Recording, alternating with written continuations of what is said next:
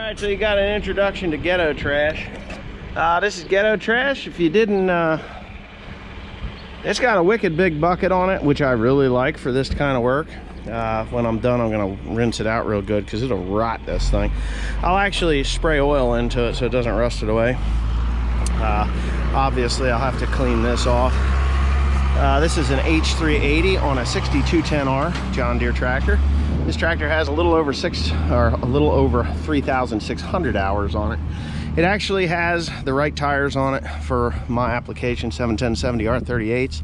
I could have put the 42s on. No, the 850 65 38s on here. There was plenty of room for both sets of tires. I could have done that, but I decided to stick with the 710/70s.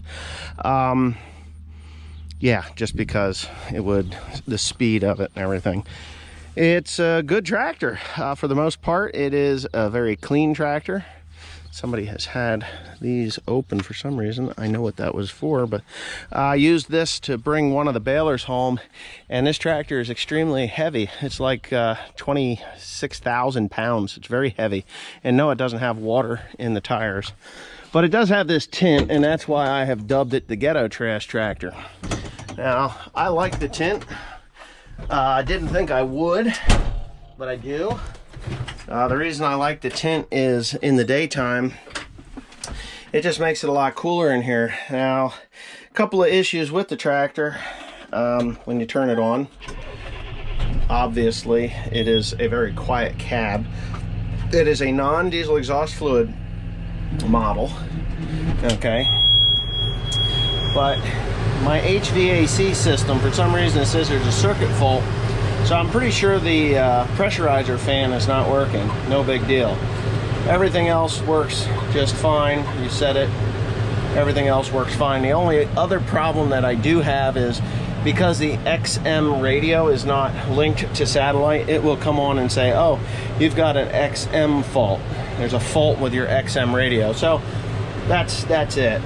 Everything works really good. It cools down in here, and then the fan speed slows down pretty quickly. You just set, it's 90 degrees outside. Inside temperature, if you set it to like 68 is where I normally have it. You leave this on automatic. That fan goes right down. Is this thing running a burn? No, it's not. It sets to automatic, and then it will speed up and slow down. You feel it here, it comes back up again. It's realized that it is not 68 degrees. So that I like. Now with the tinted glass, it stays cool in here longer. Therefore, it isn't required to have as much, it's not required to have the air conditioner running all the time. So that saves fuel, believe it or not. It just does. So it'll speed up and slow down. I don't know if it shuts the AC unit off or whether it opens the hot water valve. It's probably doing the hot water valve thing.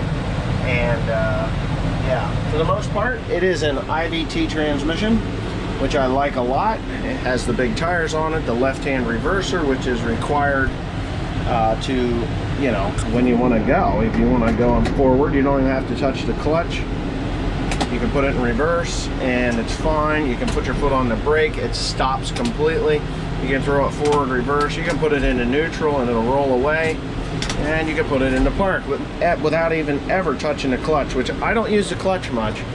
The joystick is electronic and it's quick. I mean, this loader is really quick. This thing beats the pants off of that Westendorf by a lot.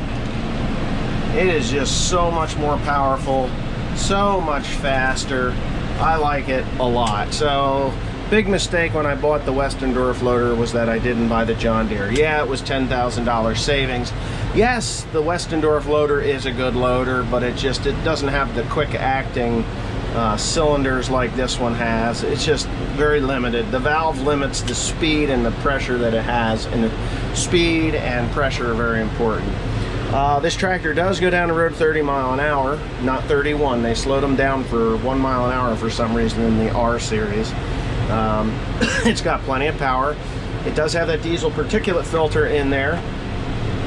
No DEF, but a diesel particulate filter, and I'm thinking of having that deleted I will delete that, and I know a guy, 1,700 bucks, bada bing, bada boom, it's deleted, new exhaust routing, and it's good to go, and I don't have to worry about that engine collapsing, and I'll get higher fuel economy and more horsepower out of it just by doing that engine delete.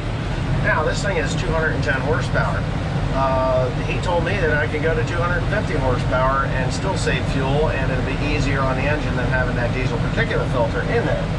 Now, I know I'm talking fast, but I want to get all this information in on this tractor before I have to shut it off.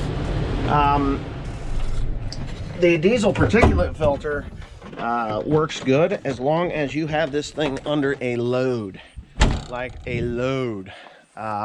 You want it under a heavy load all the time to keep the ash in your diesel particulate filter, not loading it up with unburnt fuel. Diesel particulate filters work by capturing unburned fuel, and then when it senses that there is a restriction, because the fuel, that particulate filter is only 2 micron, once that starts creating a restriction, then it'll run a burn.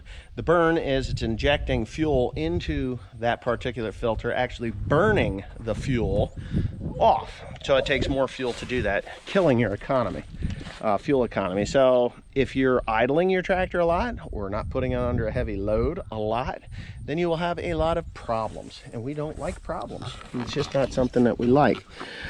It has the large lift arms, lift linkage, lift cylinders. Those things are massive. It has 4 outlets. It has a set of brakes on it, and it has the high pressure return, or the low pressure return, or the dump. Yeah, what do they call that thing? The case drain. Case drain is in there already. Either way, it is there, depending on what you're doing.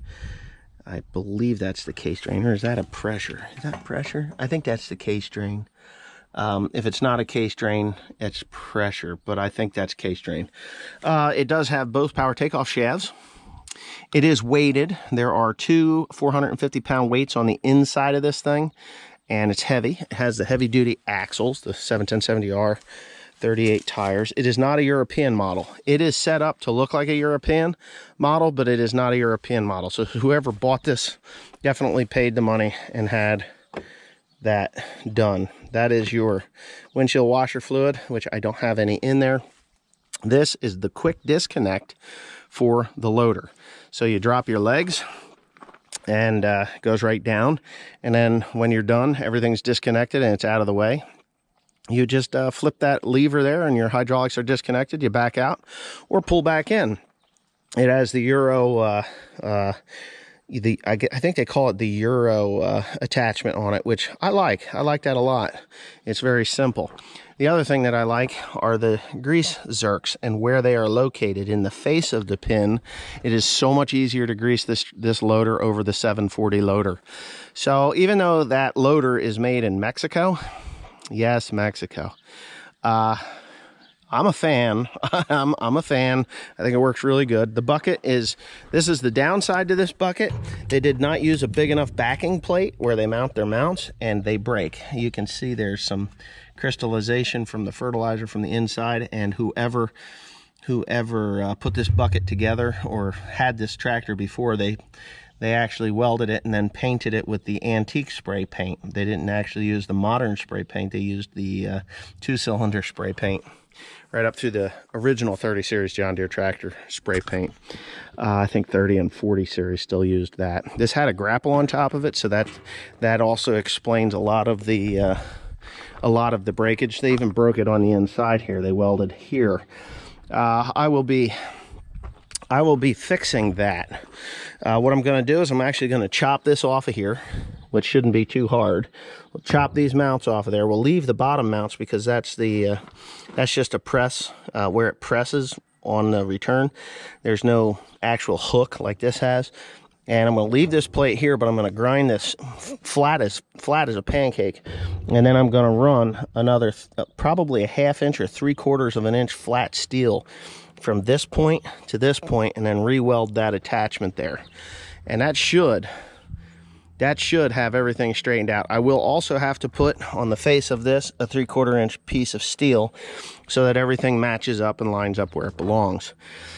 Oh, there's a lot of air coming out. It has front suspension. Does not have the cab suspension. It just doesn't. I wish it did, but it doesn't. So that's the one thing that it doesn't have. But if you let the air out of the rear tires, it rides very good. I mean, very, very good. So hopefully 10 minutes of breathing. It's a good deal.